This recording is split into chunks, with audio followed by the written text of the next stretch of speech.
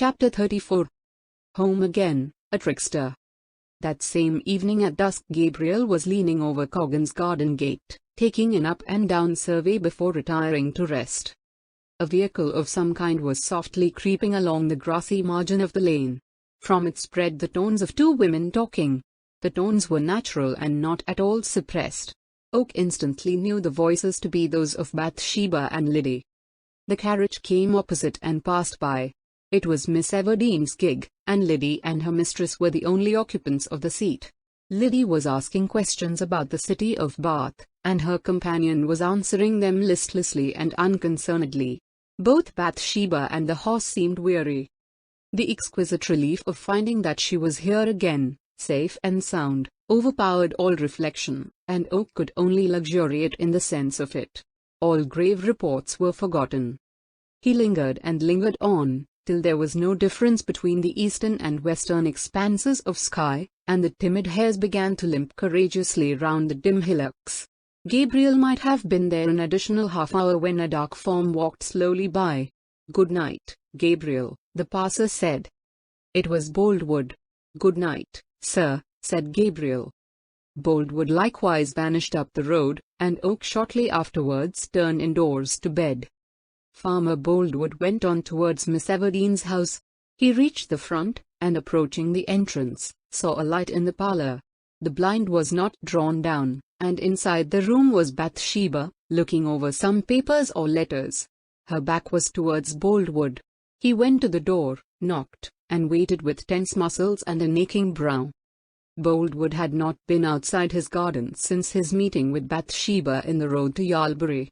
Silent and alone, he had remained in moody meditation on woman's ways, deeming as essentials of the whole sex the accidents of the single one of their number he had ever closely beheld. By degrees a more charitable temper had pervaded him, and this was the reason of his sally tonight. He had come to apologize and beg forgiveness of Bathsheba with something like a sense of shame at his violence, having but just now learnt that she had returned, only from a visit to Liddy, as he supposed, the Bath escapade being quite unknown to him. He inquired for Miss Everdene. Liddy's manner was odd, but he did not notice it. She went in, leaving him standing there, and in her absence the blind of the room containing Bathsheba was pulled down. Boldwood augured ill from that sign. Liddy came out. "My mistress cannot see you, sir," she said. The farmer instantly went out by the gate. He was unforgiven, that was the issue of it all. He had seen her who was to him simultaneously a delight and a torture, sitting in the room he had shared with her as a peculiarly privileged guest only a little earlier in the summer, and she had denied him an entrance there now. Boldwood did not hurry homeward. It was 10 o'clock at least, when, walking deliberately through the lower part of Weatherbury, he heard the carrier's spring van entering the village. The van ran to and from a town in a northern direction, and it was owned and driven by a Weatherbury man, at the door of whose house it now pulled up. The lamp fixed to the head of the judge illuminated a scarlet and gilded form, who was the first to alight.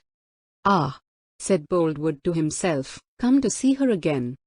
Troy entered the carrier's house, which had been the place of his lodging on his last visit to his native place. Boldwood was moved by a sudden determination. He hastened home. In 10 minutes he was back again, and made as if he were going to call upon Troy at the carrier's. But as he approached, someone opened the door and came out. He heard this person say good night to the inmates, and the voice was Troy's. This was strange, coming so immediately after his arrival. Boldwood, however, hastened up to him. Troy had what appeared to be a carpet-bag in his hand, the same that he had brought with him. It seemed as if he were going to leave again this very night. Troy turned up the hill and quickened his pace.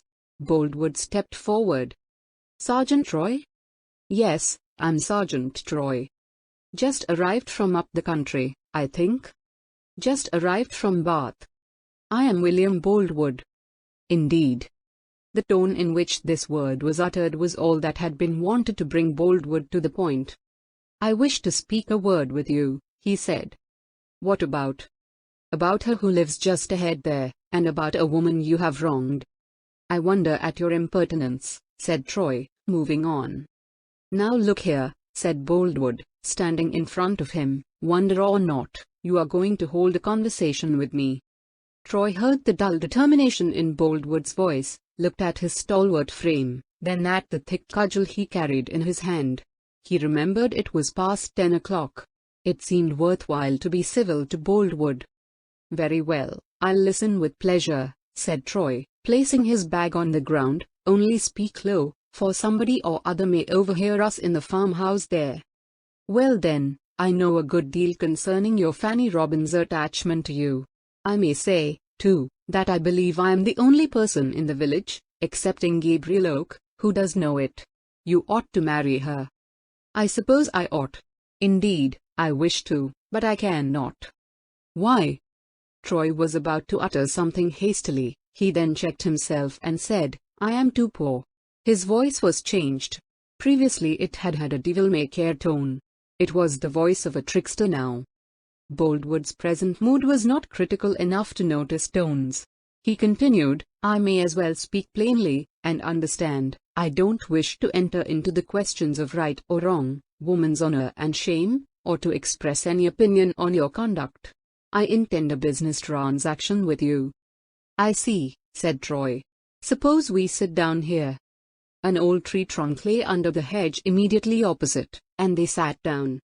"I was engaged to be married to Miss Everdene," said Boldwood, "but you came and—" "Not engaged," said Troy. "As good as engaged. If I had not turned up she might have become engaged to you." "Hang might." "Would, then. If you had not come I should certainly, yes, certainly, have been accepted by this time. If you had not seen her you might have been married to Fanny. Well, there's too much difference between Miss Everdene's station and your own for this flirtation with her ever to benefit you by ending in marriage. So all I ask is, don't molest her any more. Marry Fanny. I'll make it worth your while." "How will you?" "I'll pay you well now, I'll settle a sum of money upon her, and I'll see that you don't suffer from poverty in the future. I'll put it clearly.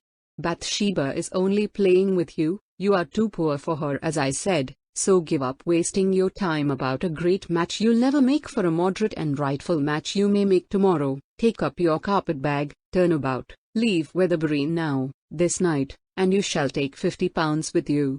Fanny shall have 50 to enable her to prepare for the wedding, when you have told me where she's living, and she shall have 500 paid down on her wedding day." In making this statement Boldwood's voice revealed only too clearly a consciousness of the weakness of his position, his aims, and his method. His manner had lapsed quite from that of the firm and dignified Boldwood of former times, and such a scheme as he had now engaged in he would have condemned as childishly imbecile only a few months ago.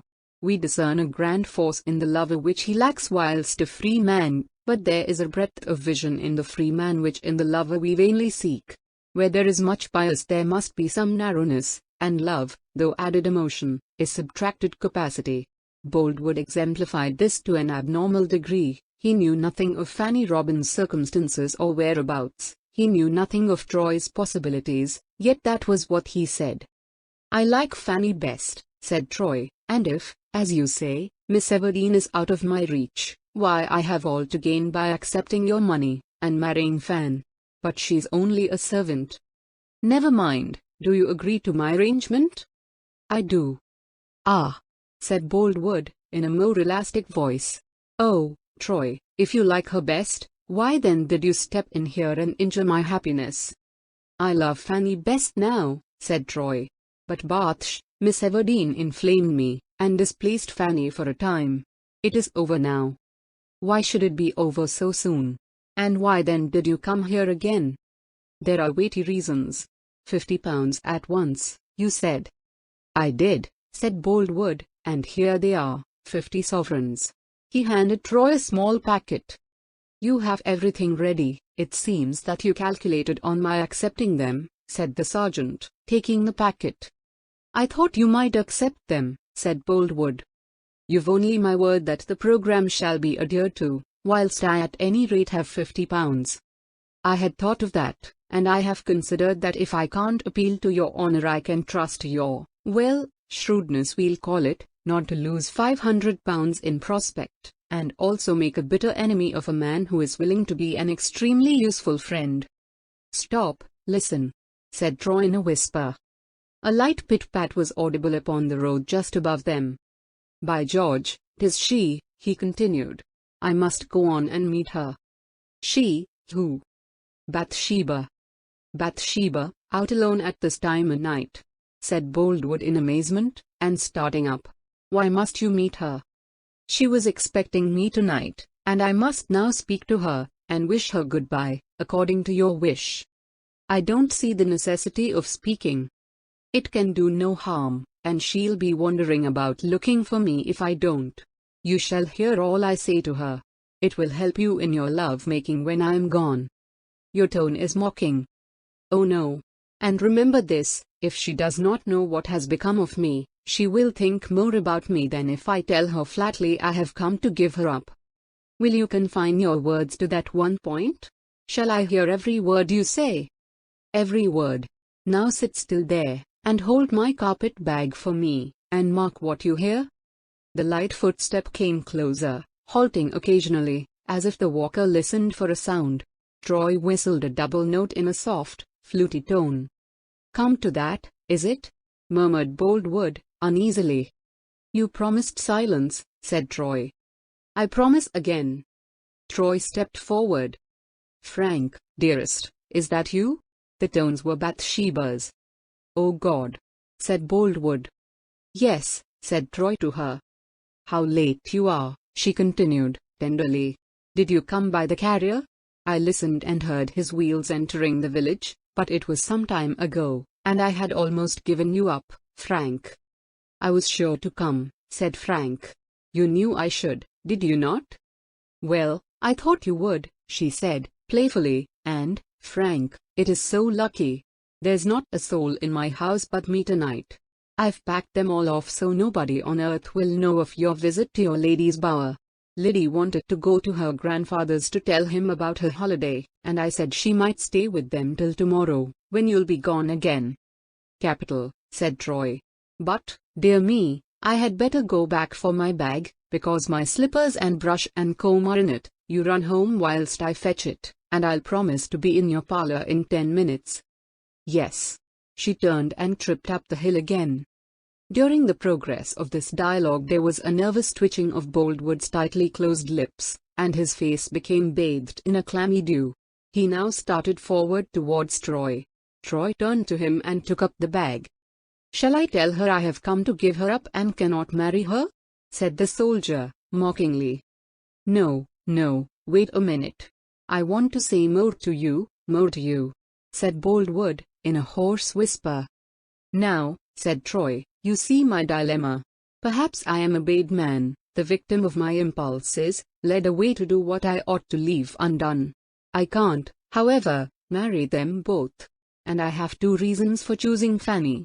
First, I like her best upon the whole, and second, you make it worth my while."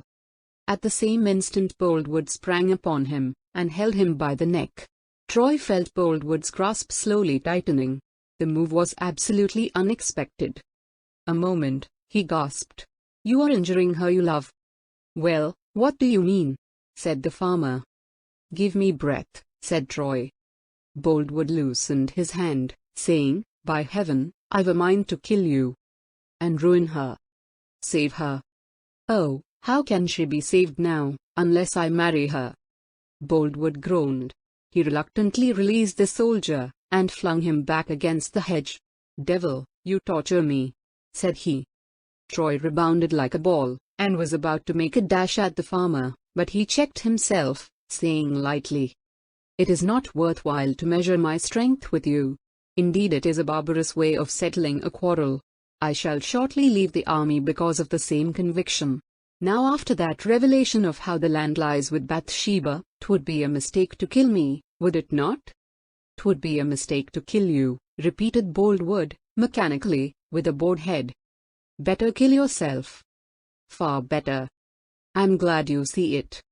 Troy, make her your wife, and don't act upon what I arranged just now.